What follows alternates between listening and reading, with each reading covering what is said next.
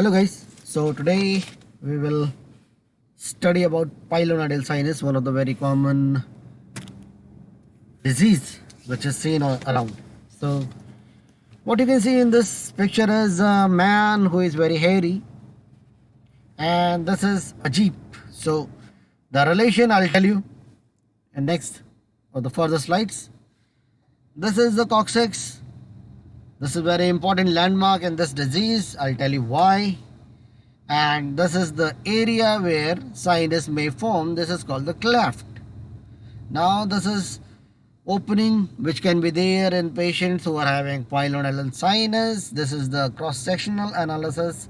Anyways, this is the screen, this is the pit, and this is the hair which are broken and came down here. The important thing is there is no hair follicle in this.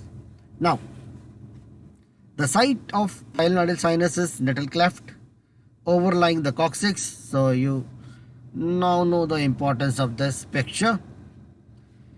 One or more usually non-infected midline openings can be there which communicate with a fibrous tract lined by granulation tissue. I'll show you the picture also of a multiple tract from a single opening and containing hairs lying loosely within the lumen. So the picture of jeep was there because this is also called as a jeep disease. It has a common affiliation among the military personnel. So this is two blocks rubbing each other. I'll tell you the importance of this picture. And this is again a hole which is blocked by the hair.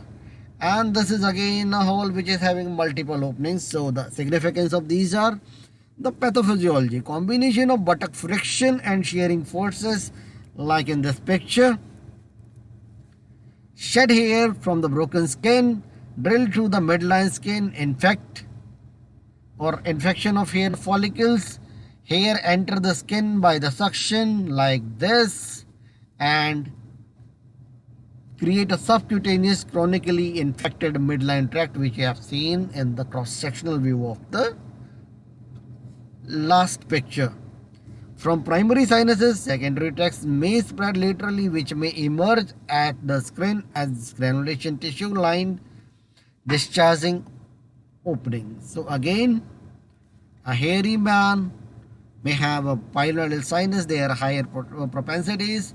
This is, you can see, pilonidal sinus of interdigital cleft, you can say.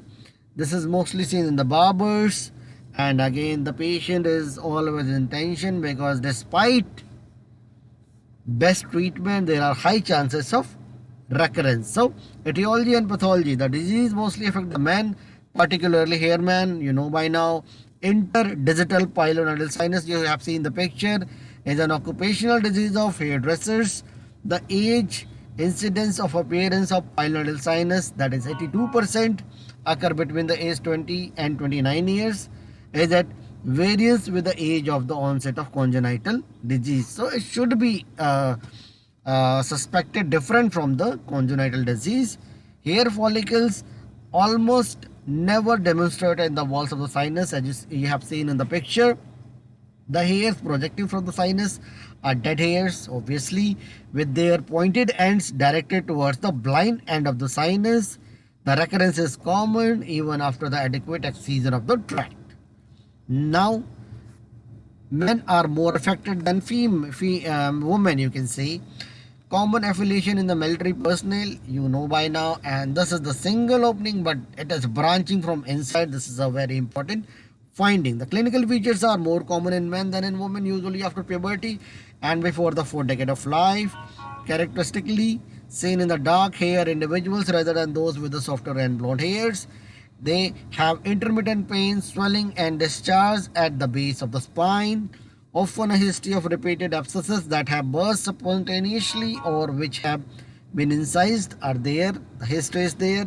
The primary sinus may have one or more opening, all of which are strictly in the midline between the level of sacrococcygeal joint and the tip of the coccyx. You have seen the picture also. Now, treatment can be, or the management can involve medication which is not very successful. If it is abscess, IND can be done and Conservative management, minor symptoms, simple cleaning out of the tracks, removal of the hairs with regular shaving of the area and strict hygiene. Abscess can be given bed rest, bath, local antiseptic dressing, and administration of broad spectrum antibiotics. If not relieved, drain through the small longitudinal incision made over the abscess and of the midline. So, drainage should be slightly away from the midline with thorough curettage of granulation tissue and the hair. So, these are the surgical options. This is the Limburg flap.